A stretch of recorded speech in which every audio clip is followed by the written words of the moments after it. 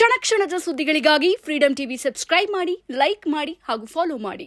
ಹೊಸ ಸುದ್ದಿಗಳ ನೋಟಿಫಿಕೇಶನ್ಗಾಗಿ bell icon ಮೇಲೆ ಕ್ಲಿಕ್ ಮಾಡಿ.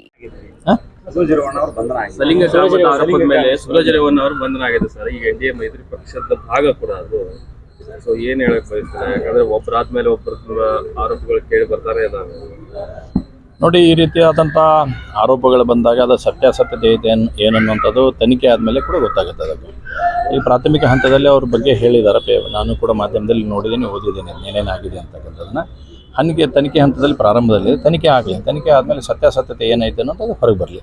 ತಪ್ಪು ಮಾಡಿದರೆ ಶಿಕ್ಷೆ ಆಗಬೇಕು, ಅದ್ರಾಗ ಎರಡನೇ ಪ್ರಶ್ನೆ ಇಲ್ಲ ಅಂತ. ಯಾರು ತಪ್ಪು ಮಾಡಿರ್ತಾರೆ ಅವ್ರು ಯಾರು ಬೇಕಾದರೂ ಇರಲಿ, BJP ಇರಲಿ, ಕಾಂಗ್ರೆಸ್ ಇರಲಿ, JDS ಇರಲಿ, ಯಾರೂ ಕೂಡ ಈ ರೀತಿಯಾದಂಥ ಅಪರಾಧ ಮನೋಭಾವನೆ ಉಳಿರ್ತಾರೆ. ಅವ್ರು ತಪ್ಪು ಮಾಡಿದ್ರೆ ಅವ್ರು ಶಿಕ್ಷೆ ಆಗಬೇಕು, ಅದ್ರಾಗ ಎರಡನೇ ಮಾತಿಲ್ಲ. ತನಿಖೆ ಮೊದಲು ನಡೀಲಿ, ಆದರೆ ಯಾವುದೋ ಅದಕ್ಕೆ ರಾಜಕಾರಣ ಮತ್ತು ಬೆರೆಸುವಂಥ ಪ್ರಯತ್ನ ಆಗಬಾರ್ದು. ಅದೊಂದೇ ಕೇರ್ಫುಲ್ಲಾಗಿ ತೆಗೆದುಕೊಂಡು ಮಾಡುವಂಥ ಪ್ರಯತ್ನ ಆಗಬೇಕು ಅಂತ ವಿಷಯ. ನೋಡೋಣ, ಈಗ ಪ್ರಾಥಮಿಕ ಹಂತದಲ್ಲಿ ಇರ್ತಕ್ಕಂಥ ಕಾರಣಕ್ಕಾಗಿ ಅದನ್ನು ರಾಜಕಾರಣ ಅಂತ ಆಯಿತು ಅಥವಾ ಏನಾಯಿತು ಅಂತ ಹೇಳೋಕ್ಕಾಗಲ್ಲ. ನಾನು ಅರ್ಥ ಹೇಳಿದೆ, ಮೊದಲು ಒಂದು ಸ್ವಲ್ಪ ತನಿಖೆ ನಡೀಲಿ. ಅವ್ರದ್ದು ತನಿಖೆ ನಡೆದ್ಮೇಲೆ ಸತ್ಯಾಸತ್ಯತೆ ಏನೇನು ಗೊತ್ತಾಗುತ್ತೆ. ನಮಗೂ ಕೂಡ ಮುಂದೆ ಇದ್ರ ಬಗ್ಗೆ ಇನ್ಫಾರ್ಮೇಷನ್ ಸಿಗುತ್ತೆ, ಏನೈತಿ ಏನಿಲ್ಲ ಅಂತಕ್ಕಂಥದ್ದು ಮಾಹಿತಿಗಳು ಬರ್ತಾವೆ. ಅದು ಬಂದಮೇಲೆ ಅದು ಸೆಕೆಂಡ್ ರಿಯಾಕ್ಷನ್ ಕೊಡ್ತಾರೆ. DCM ಹುದ್ದೆ ಮತ್ತೆ ಮುನ್ನೆಲೆಗೆ ಬಂದಿದೆ ಕಾಂಗ್ರೆಸ್ ಸರ್ಕಾರದಲ್ಲಿ. ನೋಡಿ, ಕಾಂಗ್ರೆಸ್ ಪಾರ್ಟಿಯಲ್ಲಿ ಕಳೆದ ಒಂದು ವರ್ಷದಿಂದ ನಾವು ನೋಡಿದ್ದೇವೆ, ಯಾವಾಗಲೂ ಕೂಡ ಮನೆ ಒಂದು ಮೂರು ಬಾಗಿಲು ಅನ್ನೋ ರೀತಿಯಲ್ಲೇ ಕಾಂಗ್ರೆಸ್ ಪಾರ್ಟಿ ನಡೆದೈತಿ. ಇವತ್ತು ಸಿದ್ದರಾಮಯ್ಯನವರನ್ನ ಒಂದು ಕಡೆ ಇಳಿಸ್ಬೇಕು ಅನ್ನೋಂಥದ್ದು ಪ್ರಯತ್ನ DK ಶಿವಕುಮಾರ್ ಅವ್ರ ಬಣ ಮಾಡುತ್ತೆ. DK ಶಿವಕುಮಾರ್ ಅವ್ರನ್ನ ಕಡಿಮೆ ಮಾಡ್ಬೇಕಂತೇಳಿ ಜಾರಕಿಹೊಳಿ ಅವ್ರ ಬಣ ಒಂದು ಕಡೆ ಮಾಡುತ್ತೆ. ಇದು ನಿರಂತರವಾಗಿ ನಡೆದಿರ್ತಕ್ಕಂಥ ಪ್ರಕ್ರಿಯೆ ಇದು. ಕಾಂಗ್ರೆಸ್ ಪಾರ್ಟಿ ಆಡಳಿತದಲ್ಲಿ ಅಥವಾ ಅದರಲ್ಲಿ ಹಸ್ತಕ್ಷೇಪ ಮಾಡೋದು ನಮಗೇನು ಇಂಟ್ರೆಸ್ಟ್ ಇಲ್ಲ, ನಾವು ಮಾಡುವಂಥ ಪ್ರಯತ್ನ ಇಲ್ಲ. ಆದರೆ ಕಾಂಗ್ರೆಸ್ಸಿನ ಆಂತರಿಕ ಬೇಗುದಿಯನ್ನು ನೋಡಿದಾಗ ಇವತ್ತು ಅನಿಸುತ್ತೆ ಭಾಳಷ್ಟು ಸಮಸ್ಯೆಗಳು ತಲೆದೋರ್ತಕ್ಕಂಥ ಕಾರಣಗಳು ಕಾಣ್ತದವು.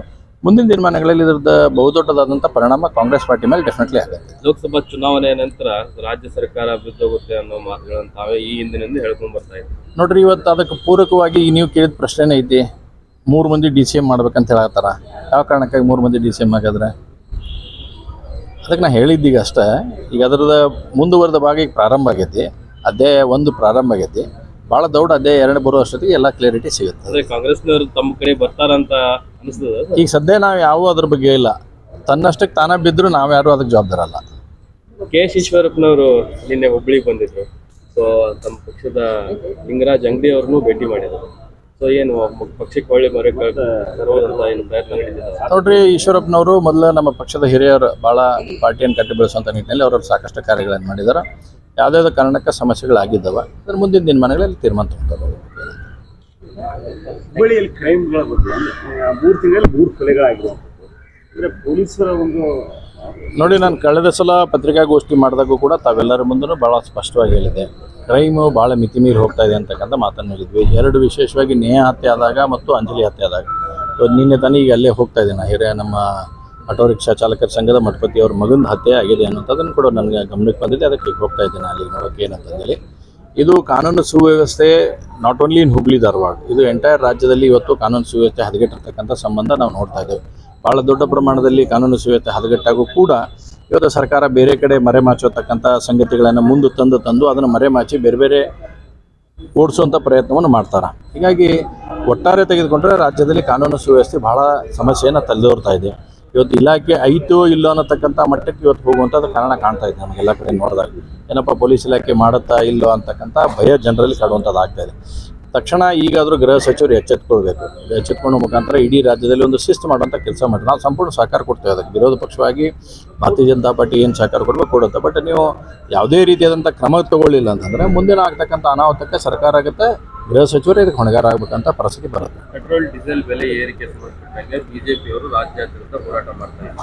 ಇಳಿಕೆ ಮಾಡ್ತಾರಂತ ಅನ್ಸುತ್ತೆ ತಮ್ಮ ಹೋರಾಟಕ್ಕೆ ಮನೆ ಕ್ಲಾಸ್ ಸರ್ಕಾರ? ನೋಡಿ, ನಾವು ಒಂದು ಪ್ರತಿಪಕ್ಷವಾಗಿ ನಾವೇನು ಹೋರಾಟ ಮಾಡ್ಬೇಕು ನಾವು ಮಾಡ್ತೀವಿ. ಜನರ ಧ್ವನಿಯಾಗಿ ನಾವು ಎಷ್ಟು ನಿಲ್ಲಬೇಕು ಅದನ್ನೆಲ್ಲ ನಾವು ನಿಲ್ತೀವಿ.